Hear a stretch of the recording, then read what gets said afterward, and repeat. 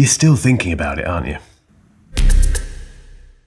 So the Samsung Unpacked event was about 2 weeks ago, just over, and I've got to the stage now with the Z Fold 8 where it's become my main phone.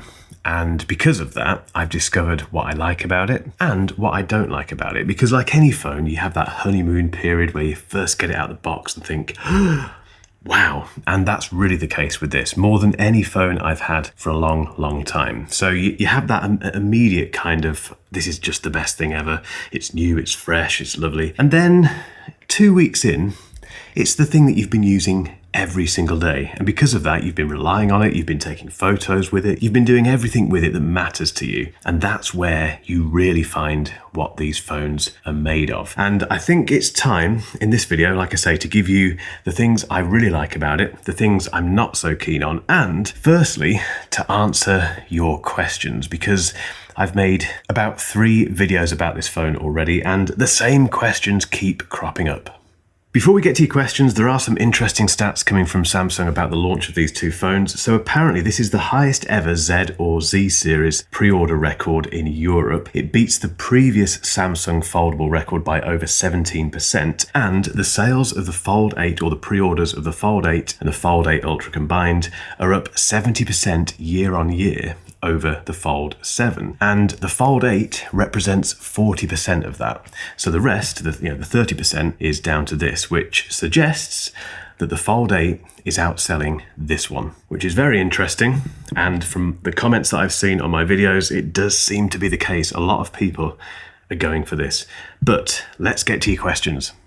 This is the Lookie L1. It's a wearable AI camera and it's been diligently recording most of my week. That's not because I'm desperate for you all to see what I'm doing in every area of my life, because it's fairly boring, but because it has some very useful tricks up its sleeve. It's so easy to start using. You just clip it on, switch on the AI mode and forget about it. Then it just goes about its business, capturing moments throughout the day at different intervals, noting down quick visual cues of wherever you are and whatever you're doing. By the evening, it turns all of that into something genuinely useful and fun to look at, like an auto-generated vlog or a comic strip of your day. And they're brilliantly detailed and addictive to zoom into and see what you've been getting up to each day, because if you're anything like me, you forget everything. There's also the Proactive Intelligence Engine, or PI for short, which is Lookie's AI assistant. Throughout the day, it will nudge you with a thought, a tip, or sometimes just an observation about something you did. And you can shape what kind of voice it has and its relationship to you, from a reminder system to something closer to a companion. But what surprised me about the L1 is how often it caught the small stuff that I'd never have thought to film myself, and then how interesting it is to review that stuff at the end of the day. It's like a wearable visual diary, which I've never come across before. Go and check that link in the description, and thank you to Lookie for sponsoring this video. The most common question I've received about this by a country mile is, what does this mean for Apple fans? Should you wait? Possibly. No, in fact, definitely. I think, again, I don't have any inside information, obviously. Everything is based on rumors at the moment, but those rumors feel pretty strong, and they suggest that we are going to get a foldable iPhone later this year that might look a bit like this. It might be a foldable of this size. If you can wait a month or two, wait. If you're not an Apple person and you want this, get it. The second question is Fold 8 or Fold 8 Ultra. I have made a full video about this, so go and check it out after this one. The kind of TLDR of that is, if you want the safest option and if you're used to this kind of form factor in terms of foldables, and if you've had previous Z or Z Fold phones, get this one. It's fantastic. The Ultra is just the best on the market in terms of this kind of foldable. If you're a little bit more adventurous, or if you're coming into the foldable game for the first time ever, get this. Question number 3, is it just overpriced novelty? No. Question number 4 is, how's the battery? It is fantastic. It's made from silicon kryptonite. It is 4,800 milliamp hours, but forget all that stuff. All you need to know is that in my experience, I can get to the end of a day and still have 60% battery remaining. And I'm a normal user. And by that, I mean, I use it for messaging. I use it for browsing the web. I use it for social media. I take lots of photos with it. I'm using it occasionally for telephone calls and work and all that sort of stuff. So I'm fairly typical, I think. And the battery is definitely better than the Fold 7. The 5th most common question is, does it actually fit in your pocket? And a bonus question, what's it like to use as a phone? I get why people are asking this, because it's squat, it's a lot shorter than normal phones, and if I put that to my ear, that looks normal, that looks less normal, but it still works. People can still hear me, I can still hear them. It doesn't feel weird on your face. It doesn't feel weird to hold it like that. In fact, I quite like it. If you were a BlackBerry person a long time ago, this will feel very, very familiar. It works brilliantly as a phone. Right, let's get to the things I love and don't love about this phone.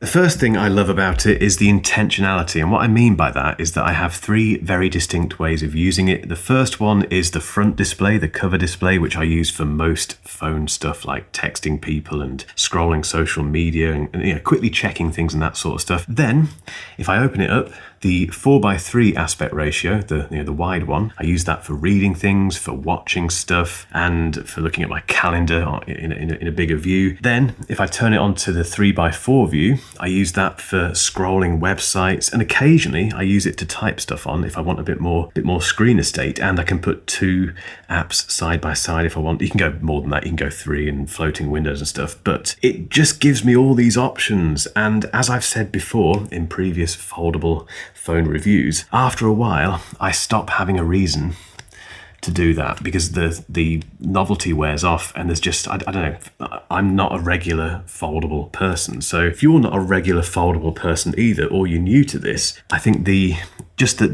reason it gives you to open this phone is really impressive, and I think it's going to stick. The second thing is that BlackBerry feel, the BlackBerry vibes. This is something I think which will draw a lot of people to this phone for the right reason. If you were a BlackBerry person, as I was many years ago for a long time, you will love the Fold 8 because it will remind you of those devices. No, you don't get the physical keyboard, obviously, but you get the same rough dimensions as a BlackBerry.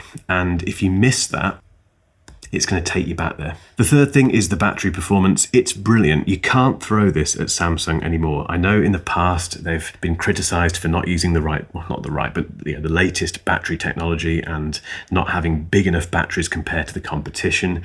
Now they've sorted it. The fourth thing is how different this phone is, and this is a bit of a reviewer thing, so bear with me, but I get to try most of the new smartphones that come on the market. It's a very privileged position, it's a great thing, but a lot of them are very similar. And when something like this comes along, which causes all of this commentary and debate, and it is split, people love it, people don't love it, that's a good thing. That creates really interesting conversations in the comments below these videos, and these type of products don't come along very often, but they're different, they're interesting, and they're divisive, and that's such a good thing. The fifth thing is how it's made me feel about the foldable category, because as mentioned, I'm not a regular foldable person. I use normal phones day to day. This has completely changed my thinking. It's rewired my brain about this category. And again, as a reviewer, that's very good. It gives me more to think about and more to talk about and more experience using these devices. But equally, it makes me very hopeful about the future of foldables. However, it's not all roses.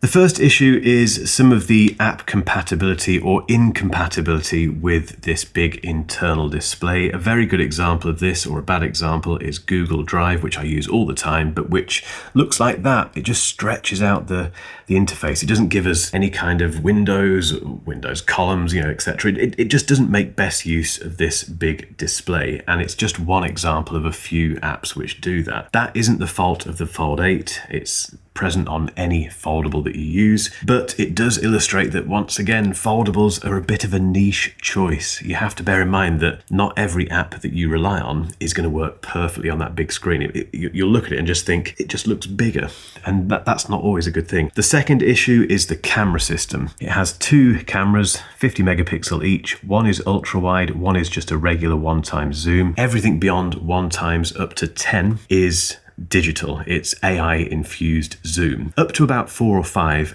it's really usable. It's pretty impressive, but 10 times you need really good conditions. It doesn't have the 3x optical that we get on the Fold 8 Ultra. And for the price, I understand why people get annoyed by that, because you're spending a lot of money on this. It's still very expensive and you're not getting that third lens. I hope we get that next year. That said, in real life, in everyday life, when you're just taking photos with this, it doesn't really matter. I've not really missed it, so I'm including it in my list of negatives because I think that's fair based on what you guys have said, and it's a fair criticism. The next one, I did make some notes here. Oh, the anti-reflective coating. I got this wrong in my first video, apologies. Samsung have applied a anti-reflective coating to the internal display, which is really good because it means in bright sunlight, you can see what you're doing basically, but they haven't put it on the front display. So it's not on this one, which means that's more reflective. And that's the screen you're going to be using the most, I think, when you're out and about. So that's a bit of a shame. Hopefully next time we get that. No flex mode. That's when you can half open the phone and use it as a kind of semi laptop. But as you can see, it does that because the hinge is so stiff, but not stiff, is that the right word? The hinge is very good. Given the choice, I'd take the hinge over flex mode because I think the hinge is very confident. But if you're a flex mode user, and I've been using it on the Fold 8 Ultra for watching stuff and it is quite handy, it's just a bit of a shame it's not there. So that definitely needs to be on this list. The other thing is the speakers, which are pretty good, but they're only stereo if you hold it like that. If you open it and start watching stuff as you will do, like that, the speakers are here and here, so you get mono sound. The other thing that I'm not keen on is the table wobble. It wobbles quite a lot because of that camera bump, but you get that on a lot of phones these days, and you can fix it with a case. Right, let's get to a conclusion. After over 2 weeks of using this as my main phone, I love it. I really do. I'm so impressed with what Samsung has done here, and I can't wait to see what other brands do in response to this, because trust me, we're going to see a lot of this form factor. I think it's finally unlocked something in that foldable category. Yes, it's still expensive, I completely understand that, but it is less expensive than this, which can only be a good thing if you've been put off by the pricing of foldables in the past. And if you're tempted by this, get it. I'm confident you're going to love it. And I've seen comments from people already who have got theirs and they're quite positive. A few people have decided to go back to this instead, but the majority of people seem to love this thing. Over to you. Get involved in the comments, hit that subscribe button, and I'll see you next time. Cheers.